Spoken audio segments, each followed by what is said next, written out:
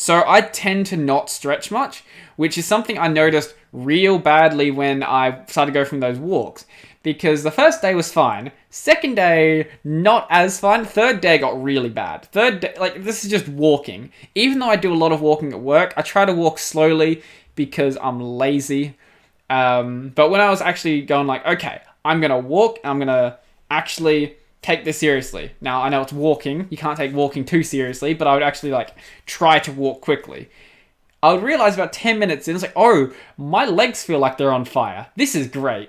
And I think what it was my my calves locking up a bit.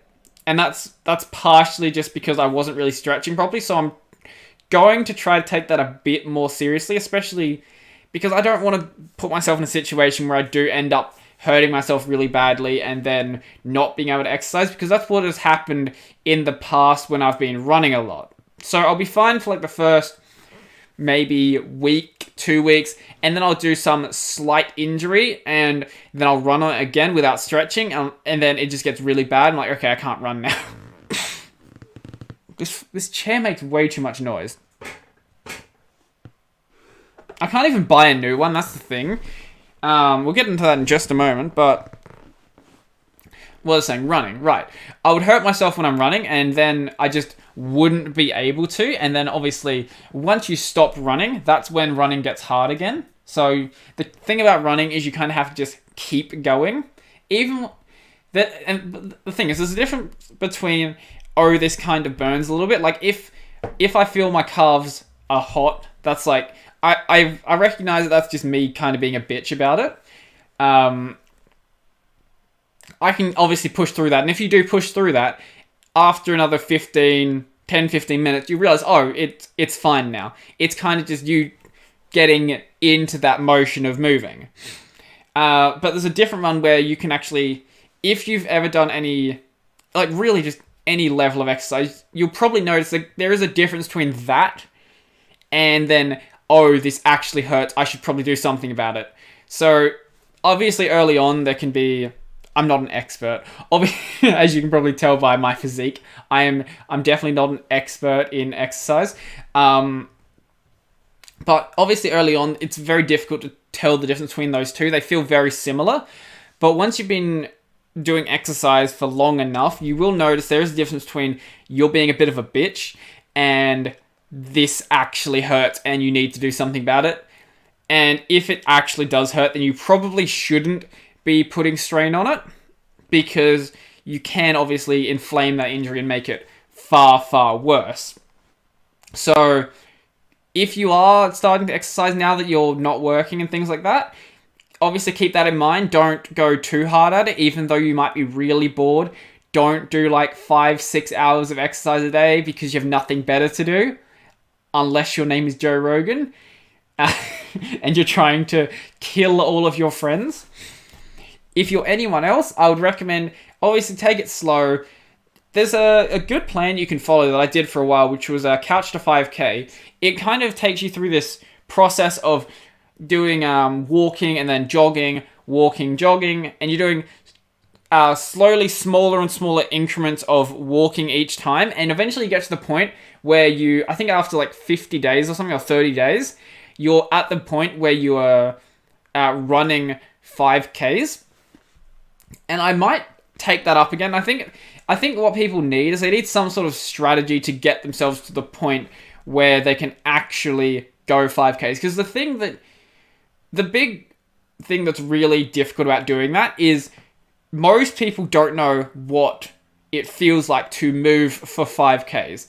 The first thing you should obviously do is just walk 5Ks and work out what 5Ks actually feels like to walk. And then obviously you can start throwing jogging into that over time, and you get to the point where you'll eventually be running that length of distance.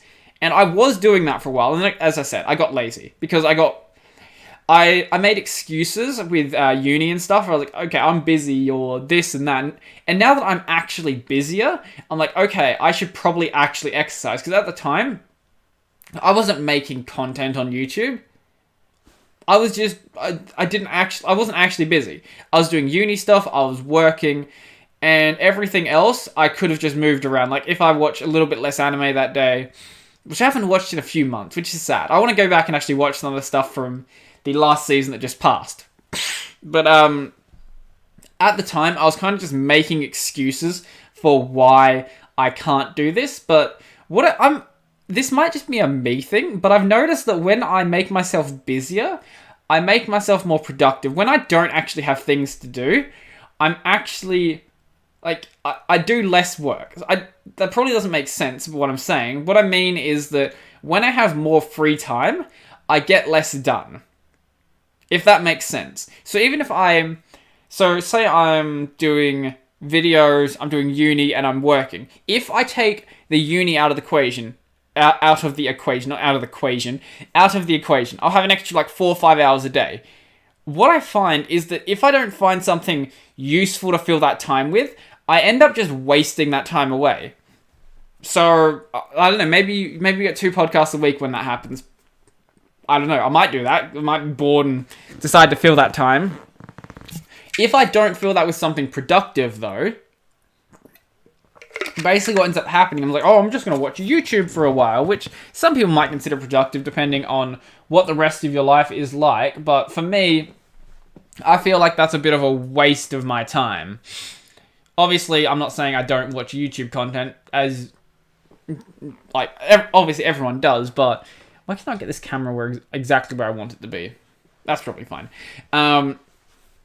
Obviously, I'm not saying that I don't watch that sort of content, but I feel like if I leave myself in a situation where I can watch it for as long as possible without it affecting the other things I have to do, then I end up spending too much time on things that I shouldn't be spending time on.